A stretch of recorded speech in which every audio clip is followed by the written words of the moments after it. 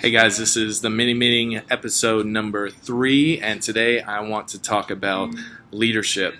Several of you have approached us about wanting to step into roles of leadership, and that is something that we are very excited about, and we want to create an environment in which people desire to be leaders. And so I just wanted to share a few words on what leadership is and what it looks like at Macaroni Grill. I think the best way to think about what leadership is, it's someone who can establish and implement a vision. And a vision is really a picture of a preferred future.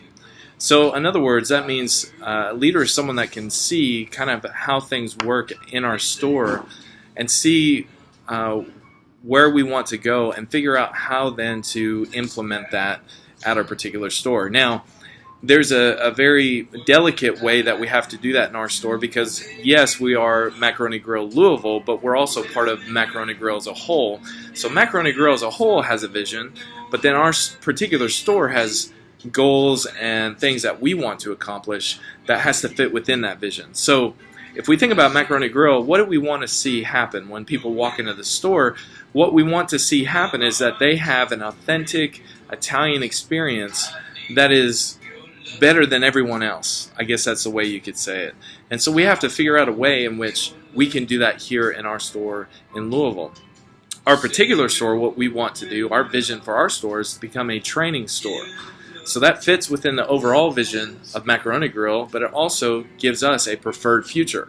We're not a training store right now, but we want to be, and so we've got to figure out a way to get to that point. So for someone that wants to step into leadership, they're embracing those two preferred futures. Number one, that we are the premier Italian experience, and number two, that we are a training store here in Louisville. A leader not only creates or explains or paints a picture of this vision, but they also implement it. And the only way to really implement that is to get buy-in from the people underneath them, the people that they are leading. And I would argue that there's 3 ways in which a leader can create buy-in. The first way is through example. If I personally am not bought into this vision, then people I'm leading are not going to buy in either. I've got to be bought in. Second thing is through accountability. That means that we not only are leading towards that vision with our own life, but we are also keeping people accountable to that vision as well. Without accountability, the vision falls apart. It becomes blurry. It becomes something that people don't want to strive for. But the third thing is encouragement. You can't just have accountability because then that leader would be harsh because all they're doing is correcting. But you also need encouragement as well, where you're coming alongside someone and you're painting this picture continually of why the preferred future is where we need and where we want to go.